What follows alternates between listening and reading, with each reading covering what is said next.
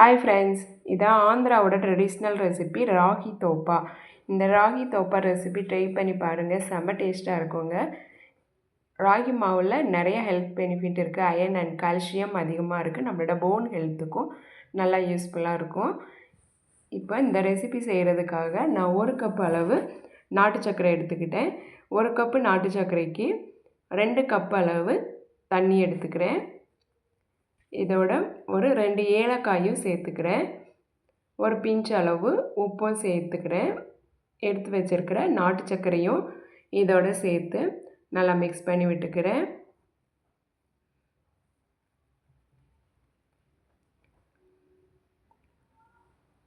நாட்டு சர்க்கரை நல்லா கரைஞ்சி கொதி வர வர நல்லா கொதிக்க விட்டுக்கணும். இந்த அளவு நல்லா கொதிச்சோடனே இது தனியாக இறக்கி வச்சுருந்தேன். இப்போ ஒரு வடைச்சட்டியில் ஒரு 2 ஸ்பூன் அளவு நெய் சேர்த்துக்கிறேன். நெய் சூடானதும் இதோட 1 கப் அளவு ராகி மாவை எடுத்து வறுத்துக்கிறேன். லோ ஃப்ளேமில் வச்சு வறுக்கணும்.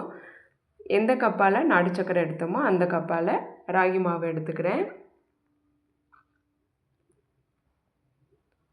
ஒரு 5 மினிட்ஸ் நல்லா லோ ஃப்ளேமில் வச்சு வறுத்துக்கணும். அந்த ராகி மாவோட அந்த ஃப்ளேவர் நல்லா வறுபட்டோன்னே நல்ல ஸ்மெல் வரும்.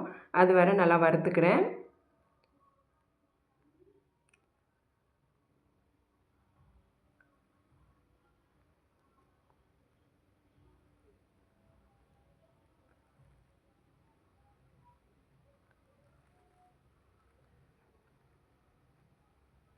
இந்த அளவுக்கு நல்லா வறுபட்டு வந்துட்டு இப்போ இதோட 1/2 கப் அளவு துருவின தேங்காய் எடுத்துக்கிறேன்.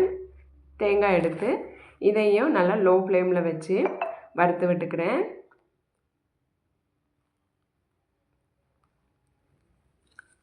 இதையும் ஒரு 5 மினிட்ஸ் லோ ஃப்ளேமில் வச்சு வறுத்துக்கிறேன்.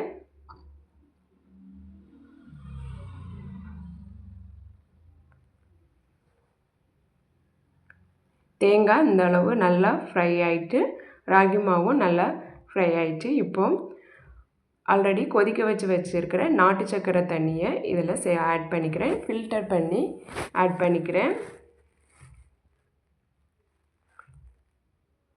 எதாவது மண் எது இருந்தாலும் இதில் ஃபில்டர் ஆகிடும். அதனால் நான் ஃபில்டர் பண்ணி ஆட் பண்ணிக்கிறேன். ஃபில்டர் பண்ணி ஆட் பண்ணிவிட்டு நல்லா மிக்ஸ் பண்ணி விட்டுக்கிறேன். கட்டி பிடிக்காமல் நல்லா மிக்ஸ் பண்ணி விடணும். எல்லா வாட்டருமே சேர்த்துக்கலாம்.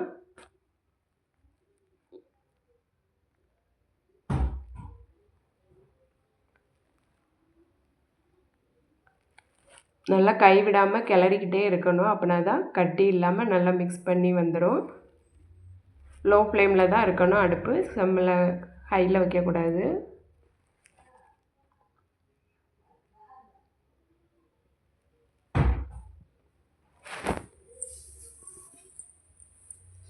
இடையிலே ஒரு ஸ்பூன் அளவு நெய் சேர்த்து நல்லா மிக்ஸ் பண்ணி விட்டுக்கிறேன்.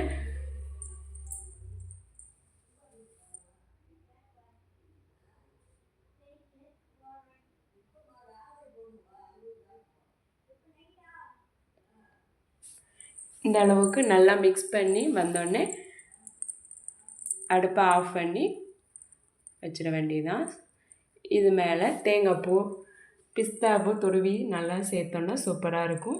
நீங்களும் இந்த ரெசிப்பியை செஞ்சு பாருங்கள். இந்த வீடியோ உங்களுக்கு பிடிச்சிருந்துன்னா லைக் பண்ணுங்கள், சப்ஸ்கிரைப் பண்ணுங்கள், கமெண்ட் பண்ணுங்கள், ஃபாலோ பண்ணுங்கள் அண்ட் உங்கள் ஃப்ரெண்ட்ஸுக்கும் ஷேர் பண்ணுங்கள்.